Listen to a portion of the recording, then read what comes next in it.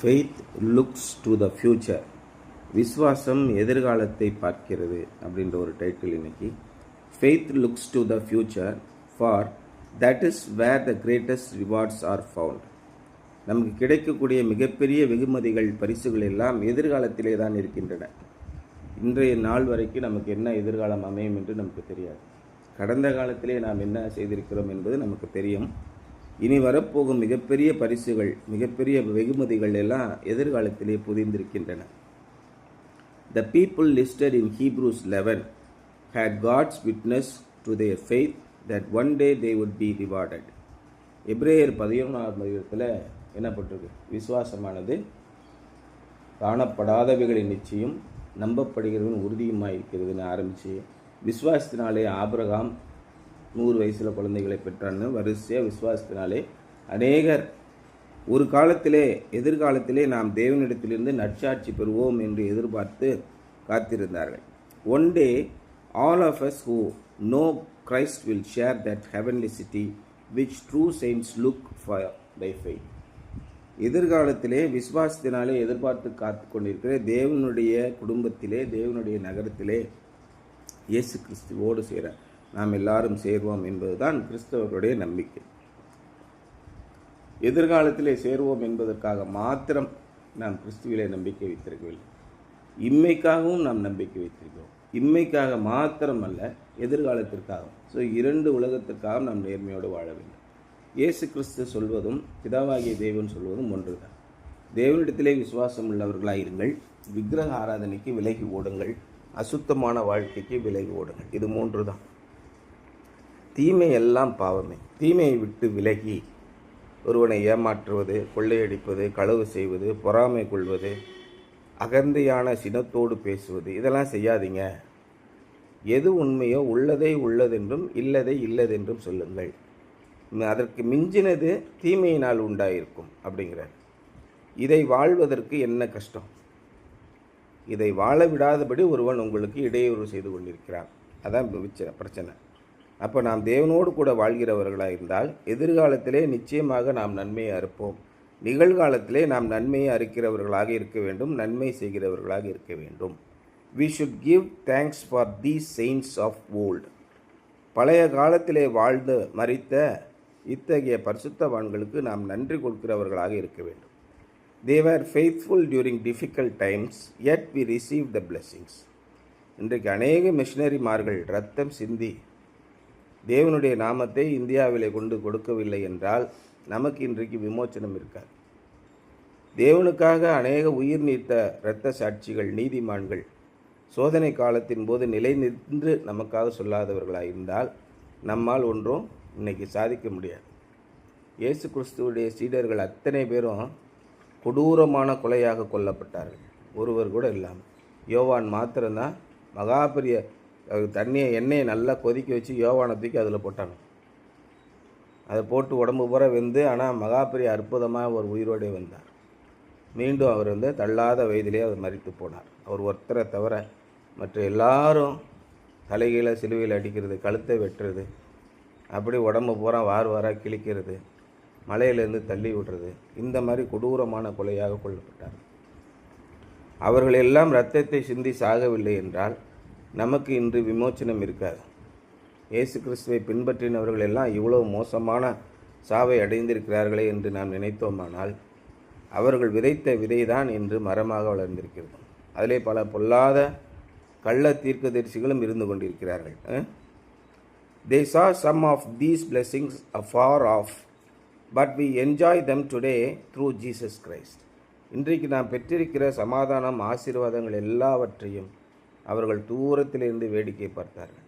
என்னுடைய பிள்ளைகள் நல்ல ஆசீர்வாதங்களை பெறுவார்கள் என்று. மோசே மலையின் மேலிருந்து கானான் தேசத்தை பார்த்தது போல மோசேயால் கானான் தேசத்துக்கு போக முடியவில்லை, அந்த தேசத்தை சுதந்திரித்து கொள்ள முடியவில்லை. ஆனால் அவருடைய பிள்ளைகள் போய் அடைந்தார்கள். அதை அவர் மேலிருந்து பார்த்தார். மலையின் மேலிருந்து ஆண்டவர் அவருக்கு காண்பித்தார். இதோ உன்னுடைய ஜனங்கள் சுதந்திரித்து கொள்ள போகிற நாட்டை பார் அப்படின்னு சொல்லி சொன்னார். அது மாதிரி அன்றைய காலத்திலே இப்போ நமக்கு ஐடாஸ் கட்டரோ, எமி கார்மைக்கேல் அவங்க போன்றவர்களோ நமக்கு உதவி செய்யவில்லை என்றால் எத்தனையோ பரிசுத்தவான்கள் இவ்வளவு ஆலயங்களை கட்டவில்லை என்றால் எப்படி நாம் நிற்க முடியும்? இன்றைக்கி சர்ச்சில் இருக்கிற கல்வெட்டுக்களை எல்லாம் தூக்கி குப்பையில் போட்டாலும் எவ்வளவு பாடாப்பட்டு இந்த சர்ச்சுக்காக உழைத்தார்கள் 200 ஆண்டுகளுக்கு முன்பாக. அந்த நன்றி உணர்வு இல்லை இப்போது. They saw some of these blessings afar off, but we enjoy them today through Jesus Christ. If the saints of old had not trusted God and obeyed His will, பழைய காலத்திலே இருந்த அந்த பரிசுத்தவான்கள் தேவனிடத்திலே விசுவாசம் வையாமல் அவருடைய சித்தத்திற்கு கீழ்ப்படியாமல் போயிருந்தால், Israel might have perished and the Messiah might not have been born. Israel தேசமே ஒன்றுமில்லாமல் போயிருக்கும், நம்முடைய இரட்சகர் பிறக்காமலே போயிருப்பார். தேவனுடைய சித்தத்தை செய்வதற்கு அவர்கள் கீழ்ப்படிந்தார்கள். இதுதான் ரொம்ப முக்கியமான ஒரு விஷயம். அவருடைய சித்தத்தை செய்வதற்கு நாம் கீழ்ப்படியாமல் போகும்போது தான் நிறைய பிரச்சனை வருது. Faith is possible to all kinds of believers in all kinds of situations. எல்லா விதமான விசுவாசிகளுக்கும் விசுவாசம் வைப்பது என்பது சாத்தியமானது ஒன்றுதான். எல்லா விதமான சூழ்நிலைகளிலும் நாம் விசுவாசத்தோடு இருக்க முடியும். It grows as we listen to His word and fellowship in worship and prayer. அவருடைய வார்த்தைகளை நாம் கவனமாக கேட்டு தொழுகையிலே ஆண்டவரை ஆராதிக்கும் போது நாம் அவரோடு கூட ஐக்கியமாக இருந்து ஜெபத்திலே நிலைத்திருக்கும் போது தான் விசுவாசம் வளர்கிறது. ஏன்னா இன்றைக்கு யாருமே தேவனுடைய வசனத்தை வாசிக்கிறார்களோ தியானிக்கிறார்களோ அவரோடு கூட ஐக்கியமாக இருக்கிறார்களோ இல்லையோ, ஒரு ஊழியக்காரன் அவர்களுக்கு ஃபேவராக ஒரு வார்த்தை சொல்லிட்டா அது போதும். அவங்களுக்கு தேவனுடைய வசனத்தை படிப்பதோ அல்லது தேவனோடு கூட அமர்ந்திருந்து தனிமையிலே ஆண்டவரோடு பேசுவதோ இல்லை. நீங்கள் எப்பொழுது ஆண்டவரிடத்திலே பேசுகிறீர்களோ அப்பொழுது அவர் உங்களுக்கு வெளிப்படுத்துவார். ஊழியக்காரன் சொல்கிற வசனம், வாட்ஸ்அப்பில் வர வசனம், இந்த இவன் சொல்வாள் ராமர், வாட்ஸ்அப் ஜோக்கெல்லாம் நான் நல்லா படிப்பேன் மேடம் அப்படின்னு. வாட்ஸ்அப் ஜோக்கும் வாட்ஸ்அப் மெசேஜும் ஒன்று தான். அது உங்களுக்கு எந்த விதத்திலும் பிரயோஜனமாக இருக்காது. செய்திகள், அநேக செய்திகள் வந்து கொண்டே இருக்கின்றன. நீங்கள் எப்படி தேவனுடைய நாமத்திலே அவருடைய வசனத்தை படித்து அவரோடு கூட ஐக்கியத்தில் இருக்கிறீர்கள், ஜெபத்தில் இருக்கிறீர்கள் என்பது தான் ரொம்ப ரொம்ப முக்கியம். அப்படி இருந்தால் தான் உங்களுடைய விசுவாசம் வளரும். அப்பொழுது தான் எதிர்காலத்திலே தேவன் உங்களுக்கு வைத்திருக்கிற நன்மைகளை அடைந்து கொள்வீர்கள். இல்லை என்றால் அவன் சொன்னான் இவன் சொன்னான்னு நம்ம ஏமாத்ததுக்கு போயிடும். ஒரு பாதிரியார் அப்படி தான் பண்ணார். ஆண்டவர் என் தாயை உயிரோடு கொண்டு வருவார் அப்படின்னு நினச்சி செத்துப்போன அம்மாவை வீட்டுக்குள்ளே வச்சு 15 நாள் ஜெபம் பண்ணிக்கிட்டு இருக்கான். பாடியிலேருந்து புழுவெல்லாம் புழுத்து வெளியில் வருது. அப்பயும் எங்கள் அம்மா எழுப்புவார், லாசருவை எழுப்பினவர் என் தாயை எழுப்புவார்னு உட்காந்து ஜெபம் பண்ணிக்கிட்டு இருக்கார். நாத்தம் தாங்க முடியாமல் பக்கத்து வீட்டுக்காரங்க போலீஸ்க்கு கம்ப்ளைண்ட் பண்ணி போலீஸ்காரங்க வந்து கதவை உடைச்சி அப்புறம் கொண்டு போய் அடக்கம் பண்ணாங்க. இந்த மாதிரி விஷயமெல்லாம் நடக்குது. அவன் மேலே கொலை கேஸு பதிவு பண்ணி சந்தேகத்துக்கு அப்புறம் விசாரணை பண்ணி அப்புறம் வெளியே விட்டாங்க. இதெல்லாம் நடக்குது. அப்போ விசுவாசம் என்பது என்ன, போலியான விசுவாசம் என்பது என்ன, இது நீங்கள் எப்படி தெரிந்து கொள்ள முடியும்?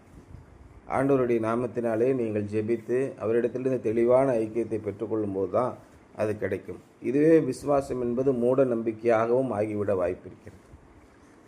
ரொம்ப ரெண்டு க்ளோஸ் தான். விசுவாசம் என்பது நான் ஆண்டவரை நம்பி செஞ்சேன், இன்றைக்கி நாசமாக போயிட்டேன் அப்படின்னு நீங்கள் போலியான விசுவாசத்தை கொண்டிருந்தீர்கள் என்றால், ஆண்டவருக்கு சித்தமில்லாத ஒரு காரியத்தை நீங்களே நினைத்து கொண்டு நான் ஆண்டவரையே நம்பியிருக்கிறேன், எனக்கு இதுதான் நடக்கும் என்று யோசித்து கொண்டிருந்தால் எப்படி நடக்கும்?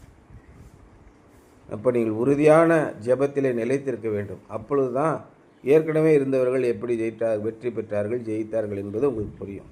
இன்றைக்கு வசனம் எபிரேயர் 11ஆம் அதிகாரம் 6ஆம் வசனம். And without faith it is impossible to please God.